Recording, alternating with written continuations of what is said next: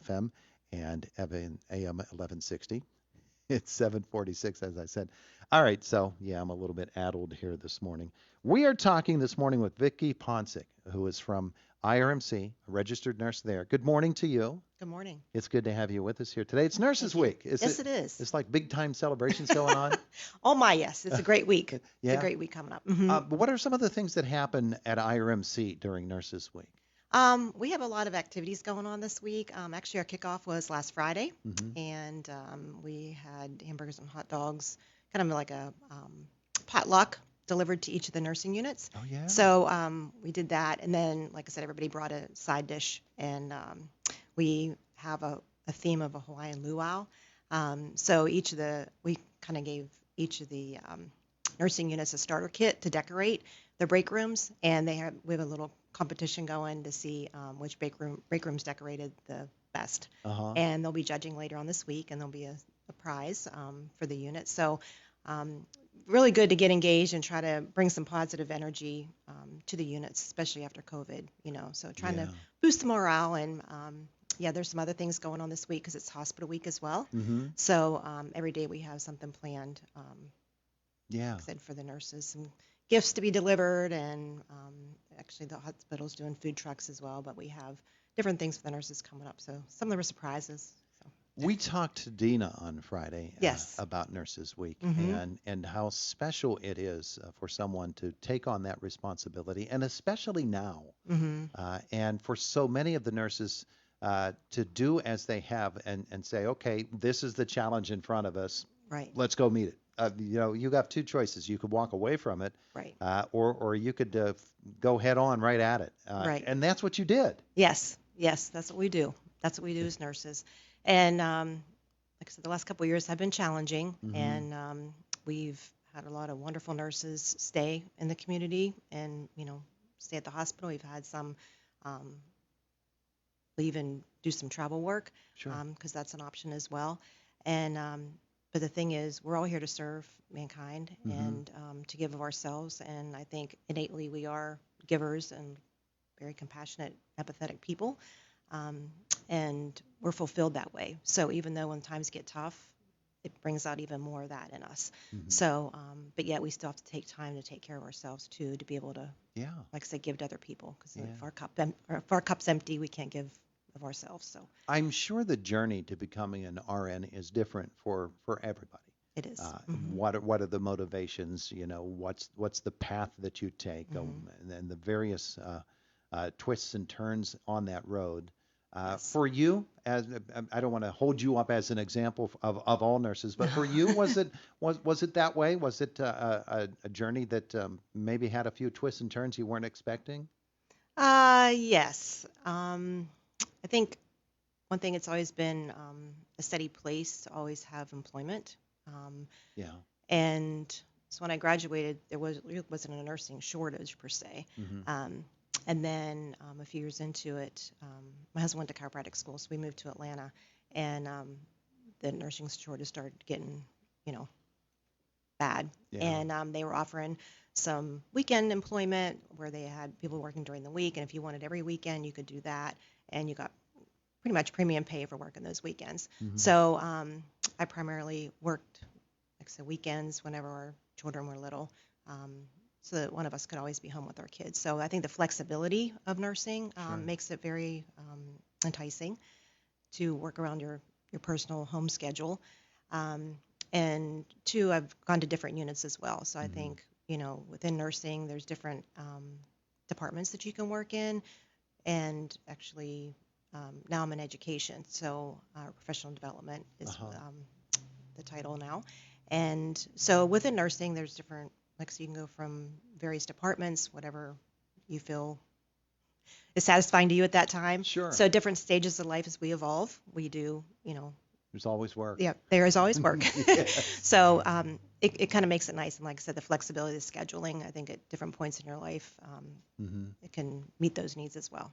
I'm betting that people who haven't been in the setting of a hospital very often would be absolutely shocked at how quickly it can go from a relatively quiet night. I'm Uh-huh. thinking of those night shifts when you're on that floor and it's a quiet night. Everybody's sleeping and Hmm. everybody's all the patients are taken care of. It's sort of like putting the kids down to bed at night. Right. But all of a sudden, it can just absolutely erupt with Oh, activity. yes. And, Yes. and that's when you have to spring into action. You're there We do. monitoring and Hmm. administering all the time, but then all of a Right. sudden, boom, Right. something happens. Everybody jumps up. Yes. Yes.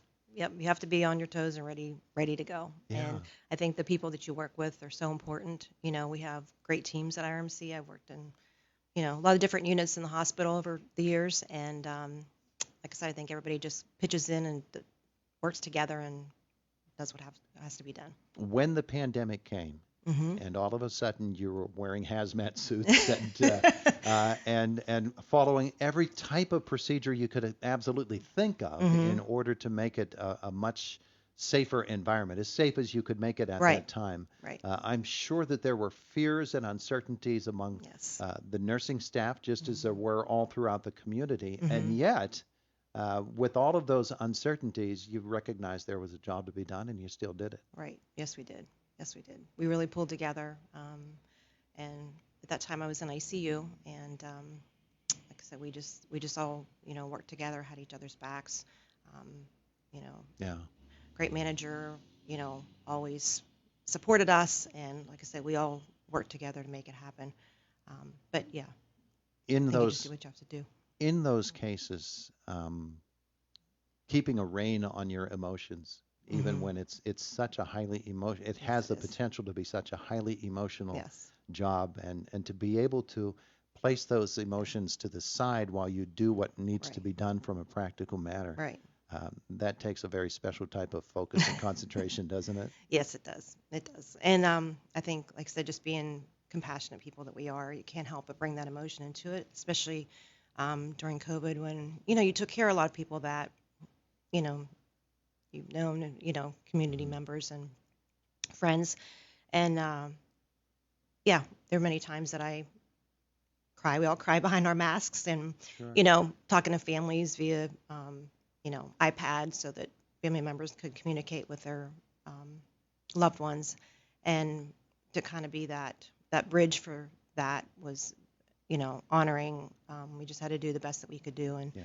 but yeah, it does. It's kind of a happy medium where you still have to be able to, perform your skills and take care of the patient, but yet, Hmm. you know, like I said, hold some emotion back to a point so that you can still function. Yeah. Um, Yeah. but The stresses of the job, we hear about them a lot, mhm, and they are absolutely probably only we're just touching a small percentage of how mhm, stressful it really can be to be a mhm, nurse, and yet there mhm, have to be joys and triumphs mhm. in the job as well. Do there Yes, not? there are. Yes, yes.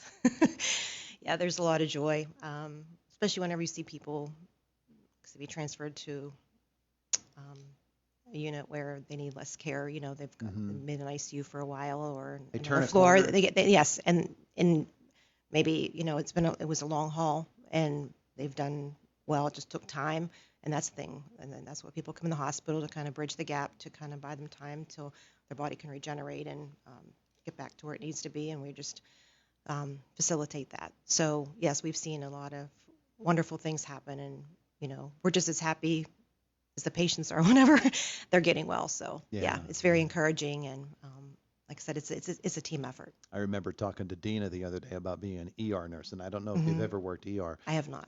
But those people working in the ER, they have to be like firefighters on the Yes, front line, don't yes, they?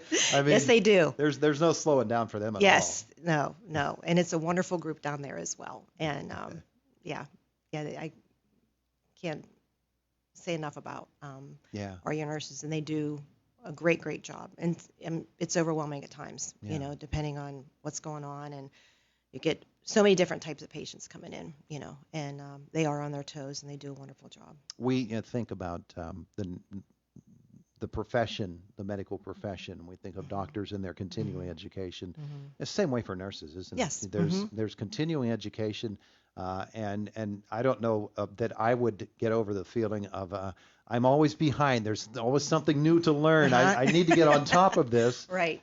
in order to do the best job that I Right. can do for this patient. I'm sure that there's a little bit of that in a nurse's life too. Right. Right. And to keep our license, we do have to continue our education every 2 years to renew our license. But our department, professional development, that's our job as well, is to